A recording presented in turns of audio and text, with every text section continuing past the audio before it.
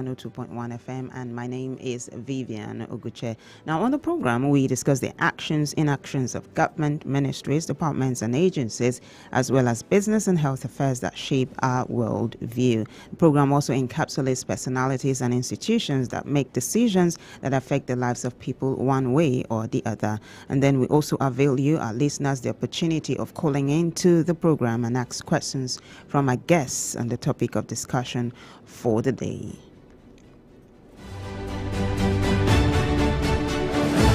On record. Every word matters. Now, at 64 years of national independence, it is evident that Nigeria is no stranger to protests, whether emanating from disgruntled students, regional issues, unjust electoral outcomes, or national dissatisfaction with the country's economic situation. From the 1929 Aba Women's Riot and the 1946 Egba Women's Riot in Abeokuta during pre-colonial Nigeria, up until present times, on this side of the world, the government's response to the protests and cries of the citizens remain vaguely unpredictable. In 1962, 2 years after her independence, Nigeria saw Operation Wete as her citizens, dissatisfied with the results of the winner of the premier of the Western region, took to the streets to express their dissatisfaction and were met with the army as a reply from the ruling government. In 1978, the students of Nigeria's higher institutions resulted to protests after the increment in feeding fees. The Ali Must Go protest led to the death of about 9 students after a clash with the armed forces. Yet, the government still refused to reduce the price of feeding fees. The annulment of the June 12, 1993 election result also aroused a nationwide anger in the people or in the populace, which again was met with deaf ears from the government and the imprisonment of the people's preferred candidate.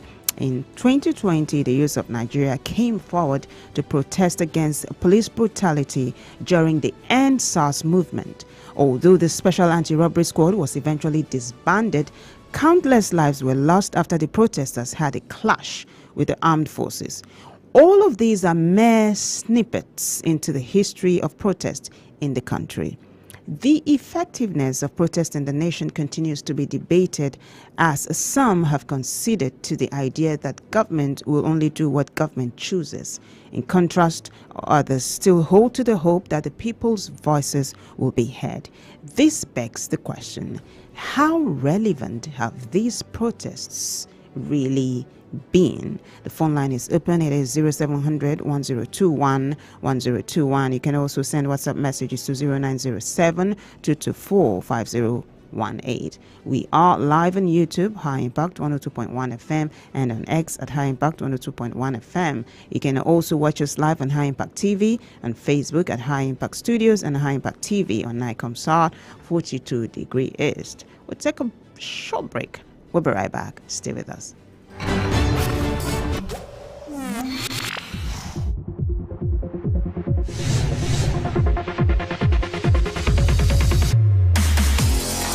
High Impact Radio 102.1 FM.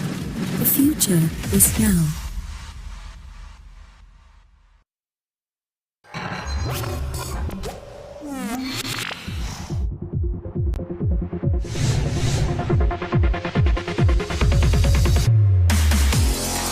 High Impact Radio 102.1.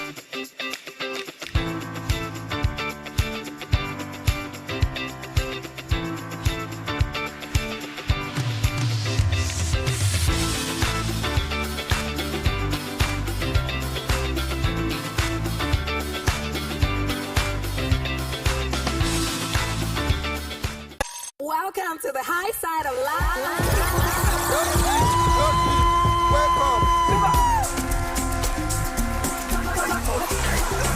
Join us every day at High Impact 102.1 102.1 FM, your urban lifestyle station. I just want to be yeah.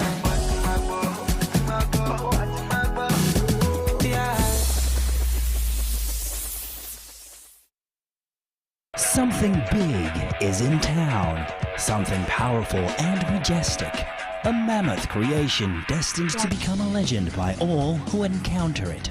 High Impact Planet, Nigeria's biggest family theme park, with facilities designed for friends, families, or large groups under a relaxing atmosphere. Be welcomed by wowing displays of animatronics, thrill out with realistic arcade games, or enjoy a number of thrilling heart-racing park rides. Experience the 5D and 12D cinemas and challenge your mates with bumper cars and go-kart races. Don't forget to slide into the ice rink or simply take time out to enjoy a pizza at our delightful restaurant and dessert spot, or at the exquisite club lounge. High Impact Planet, 12 Lagos Ibadan Expressway, Ibafo, opposite MFM Prayer City. Visit high-impactplanet.com for details and inquiries. Fun just got real.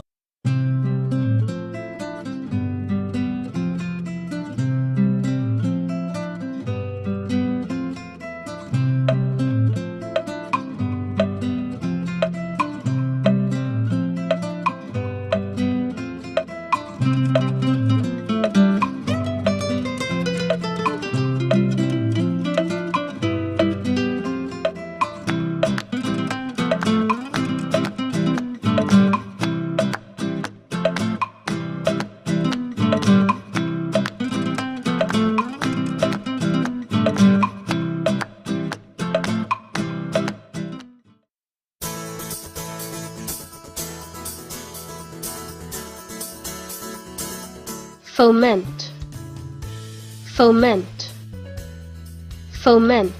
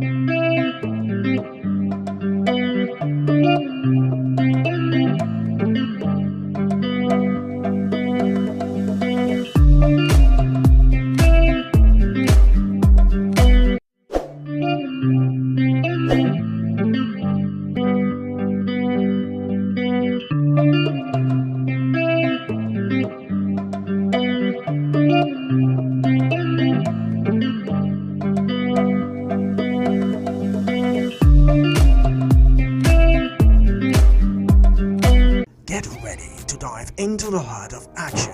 Welcome to Sport Hub, where passion meets unparalleled excitement. Mainu, oh, what a goal! Champion! Get set for the adrenaline rush of a lifetime as we bring to you the hottest highlight, the biggest stories, interviews, and the most thrilling moment from the world of sport. No matter what your favorite sport is, we've got you covered. From football to basketball, tennis, boxing, Formula One, and everything in between, we bring you the best from around the globe. Join us every Monday, 11 a.m. to 12 noon, Wednesday and Friday, 4 p.m. to 5 p.m. on High Impact Television on Nicontat 42 Degree East. Sport Hub, the heart of action. Welcome to the high side of life.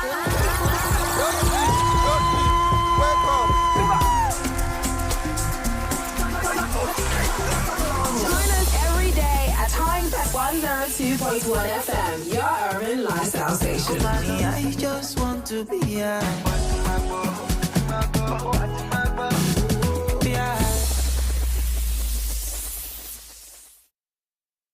Do you know bad production can kill a great content idea? Do you want to have a photo shoot, audio production, or do you need a professional voiceover artist? Do you simply want unmatched cinematography, video production, or just event coverage, such as weddings, birthdays, or burials? Or do you need a space for meetings or conferences? All these are possible with High Impact Studios. Don't bring down your creativity, let's help you take it high. And out of this world with our state-of-the-art equipment and first-class studio space. We give you the quality you deserve at the best rate. For more details, call 0706 393 5694 or 0915 958 1881. High Impact Studios, the future.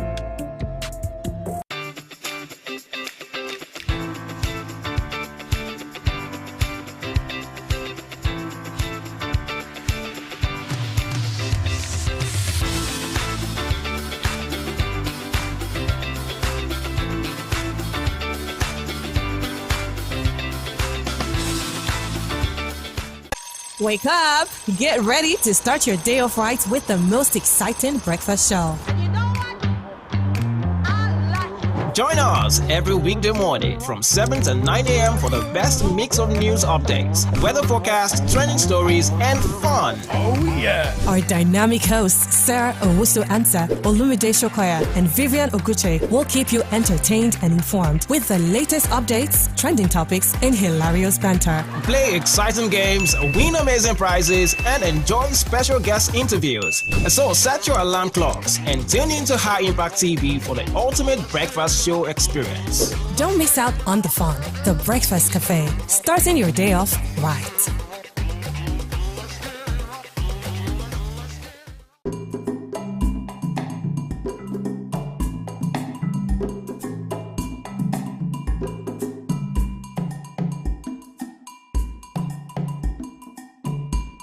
Tease your taste buds from a world of delectable choices. High Impact Planet.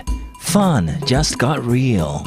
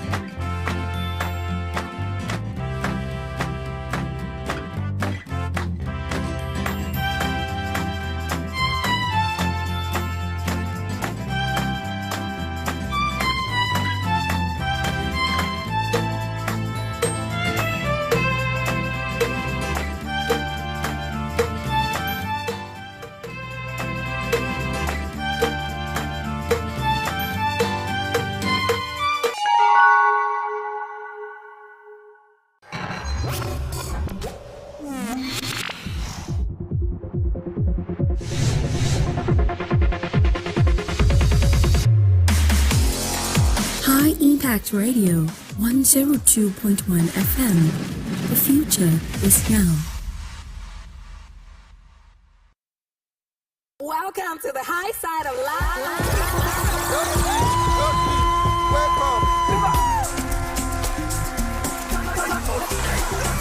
Join us every day at High Impact 102.1 FM, your urban lifestyle station. Money, I just want to be yeah.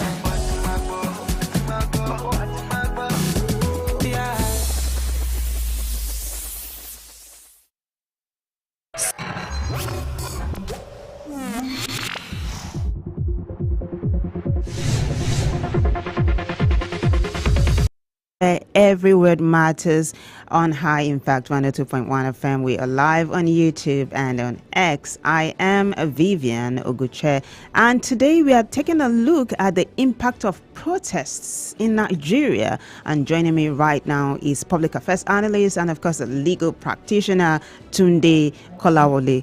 Barrister, such a pleasure to have you this morning. Good morning. Good morning, Vivian. Thanks for having me. Thank you so much. So can I say Happy Independence Day to you? I know it's 2 days after October 1, but hey, are you excited? We are 64. I'm excited. 64 has not been a joke in the history of this country. So God has given us the opportunity to be 64. We thank God for it. Yeah. I'm telling you, you are the very first optimistic person I've met since October 1. All right. So today we are taking a look at the impact of protests in the history of the nation, right? So let me begin with this very important question. Over the years, how would you say, or how would you rate the impact of protests in Nigeria regarding policy reforms? Well, if we have to cast our minds back to before independence and when Nigeria became independent, you would have seen that we have had a series of protests in between over the ages to draw attention of people in government, colonial masters, to one thing or the other. Now, before independence, Umudu and his labor colleagues, and then the teachers and the market women, the Madam Tinubus of this world, led one form of protest or the other, either against arbitrary taxation, either against present government policies, either against activities of colonial masters that were considered not to be favorable to the Nigerian people. And after independence too, there has been a series of protests and all that to really not draw the attention of government to one thing or the other. The truth of the matter is that if those protests have not been effective, if they have not been beneficial, Nigeria will probably not have had independence. And some of the government policies, a review of government policies and programs that we have seen ever since before independence, after independence, you also be a pointer to the fact that protesters may not have achieved the 100% of the goals that they set for themselves, but by and large, you could say they have always won one thing or the other. But one thing or the other have always been considered to protesters each time they have embarked on this protest. So by and large, I would say the protest has been fairly successful. And the truth of the matter is that in this part of the world, when people organize protests, the people in authority especially believe that it is to bring down government, whereas that is not the case. The essence of protest is to draw government attention to policies that are either unfavorable to the people or to tell government this is what we want as a people, as citizens, and not otherwise. All right. There's something you said, though, that I want to probe further. You said in this part of the world, when people embark on protests, is to bring down a government. Yeah. Is that how you would describe the recent one in Nigeria, the hashtag End Bad Governance in Nigeria? Is that how you also? The people in authority. People in authority always believe. Okay. That when people embark on protest, is to bring down government. And that is not the case. That is not at all. It is not the essence. The essence of protest is to draw government attention to where the shoe is pinching the people, for people to call government attention to what the people really want. I will give you an example. Look at the NSAS protest, for example. It began in 2017. Government set up all manners of fires and all that to look at the red sickness or the protest or the complaints of the Nigerian youth. These are these activities of the Special Anti-Robbery Court and all that. And the government went ahead and set all manners of fires. Those panels make recommendations. Lo and behold, the government petitioned it until the situation boiled over in 2020 and lead to a very good, disappointment. If the government had listened to the youth, when the 2017 happened, and had implemented the recommendation of the panel set up by itself, we wouldn't have had the boil over that we had in 2020. So, protests come in different forms. It's the peaceful, it goes violent. It is the disposition of the government, the people in authority to that protest that usually lead to violence. So, for example, outside the country, you saw what exactly did for the Indian people. He let peaceful protest last until he won independence for the Indian people. Martin Luther King was leading peaceful protest until he got civil rights, a lot of civil rights for the American people. In Nigeria, most times, where the protest is not to hurt the government, to bring that government, but to stop the activities of government, is merely to draw the attention of the people in authority to what they consider to be unpleasant, or to draw the attention to what they should be doing, other than what they were presently doing, other than what they have been doing. All right, that's very well said. Now, you just talked about the response of government to this protest and how it can make or mar a country. Now, let's take a look at Occupy Nigeria some years back when former President Goodluck Jonathan was the man at the helms, right? He wanted to remove subsidy, fuel subsidy, and Nigerians went out to the streets and said, no, you can't do it. Former President Goodluck Jonathan did not do it. President Bola Tinubu came on board. So we are fast forwarding to 2024 now. President Bola Tinubu came on board last year. The first thing he said when he was talking about policy reforms was the removal of fuel subsidy. And that resulted to very harsh economic conditions in the country. Now, in 2024, there was the hashtag End Bad Governance protest. Now, one of the major things was the protest against hunger and the reversal of the subsidy removal. The president has said no to all the demands. How would you describe his response so far? And where do you think this might lead to if it is not nipped in the bud? I can remember that when he went to China, he was addressing the Nigerian community in China. He made the people he spoke with to realize that the Nigerian problem is deep-rooted. It is very, very chronic, and that something decisive required to be done about it and all that. And that it would appear that the ordinary man on the street, they really don't know how deep the problems are, and that it doesn't approach the problem in a very, very serious manner. We'll just be moving in one circle, just within one circle, without any to this of the country. But to that extent, I would say the president has some information at his disposal. Maybe we ordinary people don't have, and that may be the reason why he has decided to remove the subsidy. In fairness to him, the way and manner the subsidy regime was in managed before he removed it. You and I will all confess to it that it was riddled with corruption, it was opaque. Lots of people were just getting that subsidy without really supplying it when to become to the NNPC and water. There is no government that will stand by and allow that kind of a thing to continue. I think the mistake the president probably made was that not really putting on ground some palliative measures before he decided to remove the subsidy, and not also explaining far enough or plainly enough as regards that the government was facing with regard to the challenges the subsidy that was being paid to the people. If we say no, we cannot say it's non-challenge.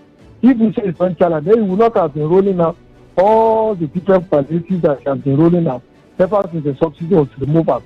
There has been an attempt to get the Nigerian people to be using gas to power their vehicles and then for public transportation to run on gas. Stipends are being paid to certain vulnerable people in the society. We have sent others and OPs and community leaders to the respective community to explain to the people why they come here to take that harsh decision. In between 2 years, initiated the student loans regime in which indigent students can apply for loans so that they be able to go to university, other institutions, and also complete their studies and what have you. Of course, I'm also aware that which makes substantial amount of money available to the Federal Housing Corporation to begin to construct the cheap houses all over the country and what have you. These are signs that the president is listening and is attentive to the yearnings and aspirations of the people and to the complaint of the people that the economy is really biting too hard and suffocating them and making it difficult for them to survive. Yeah, but I was going to say, don't you think this is a case of the tail wagging the dog, right? Instead of the dog wagging the tail. These palliatives should have come before the removal of subsidy. Now, there are people who have lost their lives because of the hardship in the land. There are people who are dying of hunger, people who are sleeping on the streets. Now, so I would like to take you back, looking back at past protests like the June 12 and Ali Must Go protest, if you remember, why do you think such massive nationwide protests failed to get the government to reverse its decision? Was it a lack of strategy or just the overwhelming power of the government? Also, even the end bad governance protest too, which some people said wasn't a huge success. What do you think is responsible? A lack of strategy or what now? Well, I would agree with you that, like I earlier on said, and know that before you take such a major decision like removing of fuel subsidy and what have you, knowing fully well that the bedrock of the Nigerian economy, or that the economy of Nigeria rests quietly on petroleum and then petroleum-derived products and what have you, you need to have put in place a lot of strategy, a lot of palliative, and then contemplate the consequences of that very well before you decide to take that kind of a harsh decision that has a lot of very serious multiplier effects on the Nigerian economy. So the president could be said to have made some mistake in that direction. But now that the mistake has been made, the challenge now is to really correct that mistake or to find a way to ameliorate the consequences of that decision. And then with regard to some of the other protests that you have said, and why government usually decide that they are not going to revise their decision, well, that has been the challenge around us here. Once government takes a decision, they think that it will belittle them, it will ridicule them, it will show them as people who are not strong enough, who cannot withstand the storm of the complaint of the people. So they think it will humanize them if they now decide to go back on whatever decision that they are taking, that in future people might not take them serious enough. And I don't agree with that. If a mistake has been made, I mean, for God's sake, we should be honest to say, look, we have made a mistake. Let us review this mistake that we have made. Let us find a way to really correct it and then move on a different path. That is the way it ought to have been done. In the case of Kenya, the people in Kenya increased, started initiated some tax initiatives to solve the revenue of the government and other. And when the people rose in anger against that tax regime and not, the government in Kenya decided to revise it. But that was after so many lives have been lost and all that, which ordinarily shouldn't have happened. So ordinarily in Africa, we have the situation of this. Most of Africans think it will not stand, it will not all go well for their image, for their reputation, for their macho belief to reverse whatever change they have made or the policies is not impact upon if they reverse of the government or people in power are human beings. They are prone to make mistakes. Usually when all the information are not that they are thinking, and I will know that there's a lot of statistics in this part of the world. As of today, I'm not even sure we know the quantity of oil that we produce on a daily basis, how much we consume as a nation, and then the number of trucks that get stolen or get transported outside the source of the country to be sold in the nearby country and all that. And until government begin to have all these facts and all that, they may be prone to make mistakes in taking certain decisions. But with that as it may and all that, I think this government has been finding a way to correct some of those mistakes. We see the effort that they are making with regard to signal with the Dangote refineries to make sure that they bring down the prices of petroleum products. We have also seen that they are giving license and encouraging people to establish more refineries. And of course, they seem to be working on their own moribund refinery, about 4 of them that have been moribund over the years. We see the MD of NNPC assuring the nation that sooner than later some of these refineries will come on stream. And when those refineries begin to produce another, and then they pair with the Dangote refinery and some of these other refineries that are already producing in the works and all that, I am sure the price of petroleum products, there will be availability of petroleum products, then the prices would likely come down slightly, not as Nigerian people would have expected. Why do I say this? Petroleum products and the derivatives are dollar denominated, except the naira increases in value or farms up and all that. We shouldn't expect that the petroleum product will begin to sell at the rate at which they were selling before the government removed the subsidy on them. But if more and more people come into the area, and then the value of the naira goes up and all that, I think the petroleum prices would likely get slightly reduced in the country, but not back to where it was before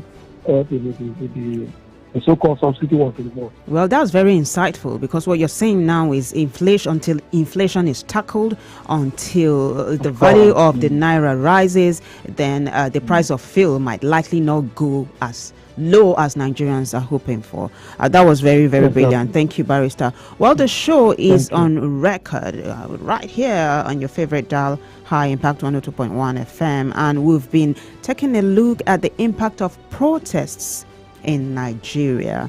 I have been speaking with Tunde Kolawole. He is a legal practitioner and a public affairs analyst. We'll take a short break. We'll be right back.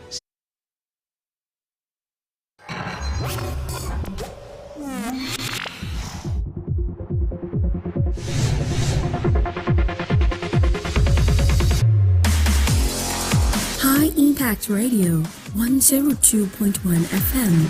The future is now. Something big is in town. Something powerful and majestic. A mammoth creation destined to become a legend by all who encounter it. High Impact Planet, Nigeria's biggest family theme park, with facilities designed for friends, families, or large groups under a relaxing atmosphere. Be welcomed by wowing displays of animatronics, thrill out with realistic arcade games, or enjoy a number of thrilling heart-racing park rides. Experience the 5D and 12D cinemas and challenge your mates with bumper cars and go-kart races. Don't forget to slide into the ice rink or simply take time out to enjoy a pizza at our delightful restaurant and dessert spot, or at the exquisite club lounge. High Impact Planet, 12 Lagos Ibadan Expressway, Ibafo, opposite MFM Prayer City. Visit high-impactplanet.com for details and inquiries. Fun just go.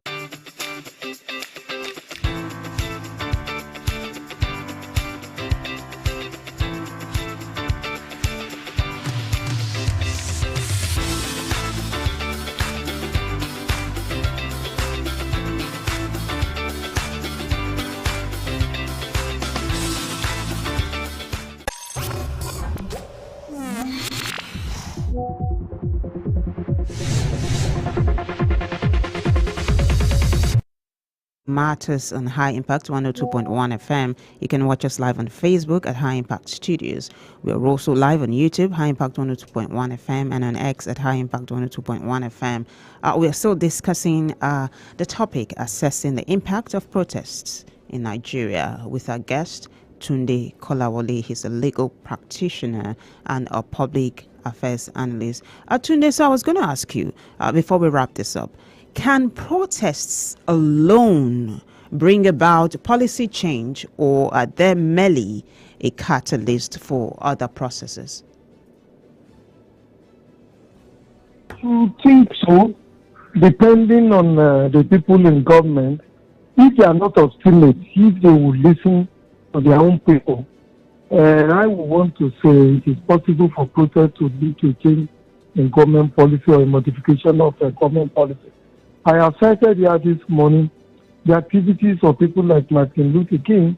I've also cited the activities of people like Indira Gandhi, who embarked on non-violent forms of protest and were still at the end of the day to reach their need to get what they wanted for their respective societies and communities and others.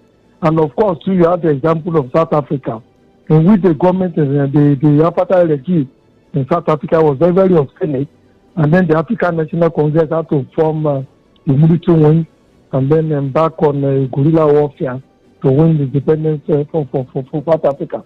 Also, some of these East African countries like Zimbabwe, Mozambique, and others, who have to embark on the path of violence to really get independence of the people. So, most times it depends on the attitudes of the government. The ordinary man on the street, when you embark on protest, his main aim really is not to be violent, not to engage the government in any serious confrontations and whatever.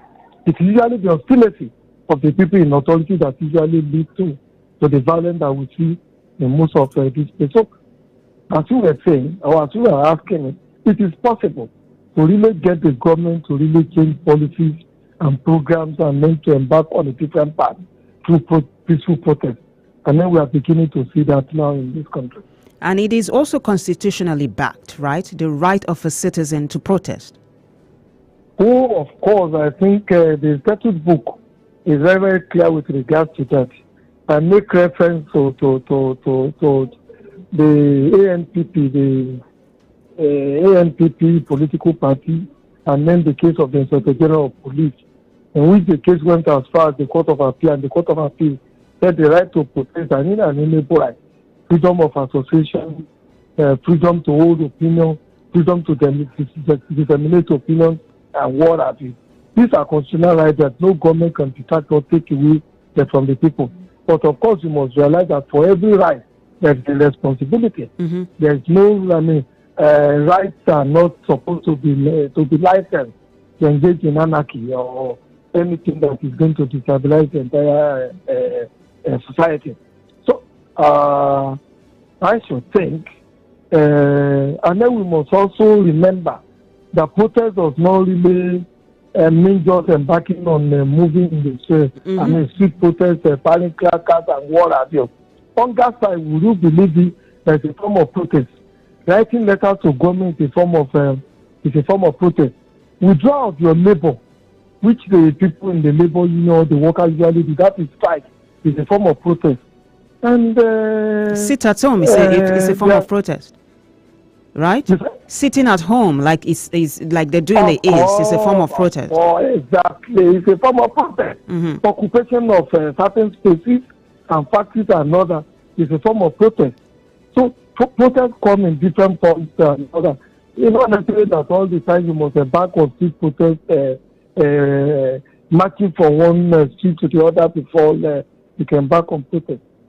Some protests without even street protest, hunger strike, writing of letters, boycotts, withdrawal of labor power, occupation of certain spaces and other could even sometimes be more effective than you embarking on moving from one place to the other. Yeah, that's true. Or congregating a particular spot.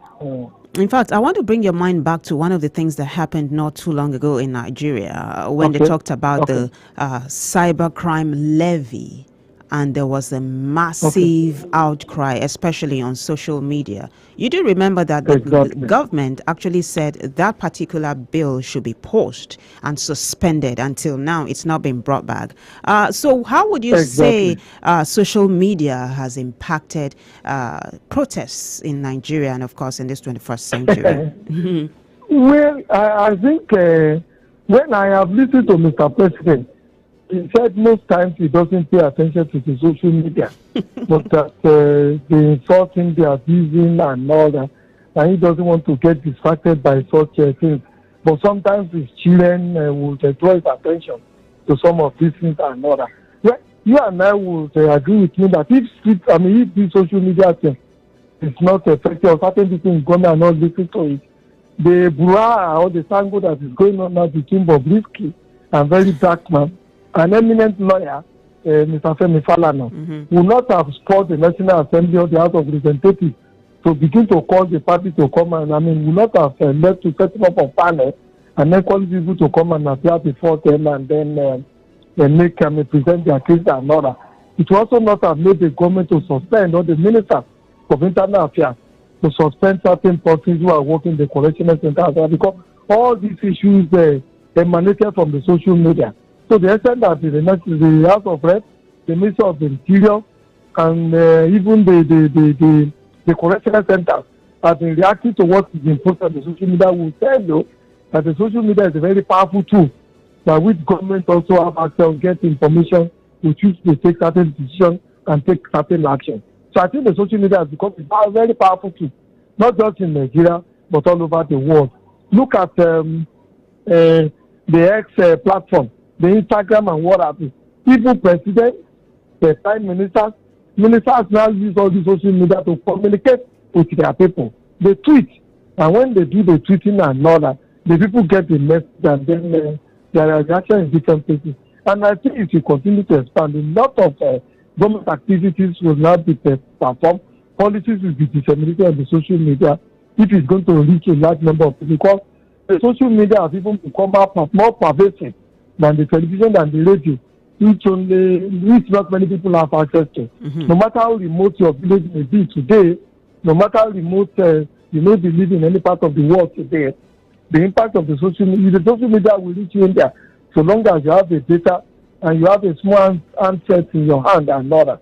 So it's a medium that cannot be neglected. In fact, it's a medium that is going to be more and more pervasive in government decision making and then in government communicating with its people wherever they may be, anywhere in the world. So what I hear you say is because of the importance of social media, President Tinubu should stop ignoring what Nigerians are saying on social media. Is that what you're saying? No, I never said that. Oh, okay. I merely joked that the president once said. I saw him on television in which he says he doesn't pay too much attention to the social media. The president cannot shut his mind to the social media. Even if he himself doesn't go to the social media to see only what is happening, certainly the minister will be communicating with him, special advisors will be communicating with him. I also have a media team that send or disseminate government information on the social media. If he's not interested in the social media, he wouldn't have been appointing all manners of people to do dissemination of government policy to communicate with the Nigerian people on social media. So, you have a full-fledged social media people who do things on Facebook, on Instagram, on X and what have you, on Twitter, the former Twitter and what have you. So, he cannot ignore the social media. He's sooner than, I think he himself sometimes, especially his media advisor, they tweet. They post things on Facebook. They post things on Instagram. They wouldn't have been doing that without his authorization. So, he is abreast of what is happening there one way or the other. Even if he say or if he jokingly says that he doesn't pay too much, he doesn't really see what is happening in the social media all the time. Okay, Barrister, as we wrap this up now, just under 30 seconds, what would be your recommendations to the protesters and government on the other hand? For example, the hashtag Fearless in October kind of fizzled out because there was heavy security presence at all hotspots. What would be your advice to both parties, the protesters and the government? Under 30 seconds, sir. Well, I would appeal to government that, like I said, the social media is a very hot medium, a medium that has arrived. The government, including Mr. President, should pay more attention to it than they are probably paying to it today. Why do I say this?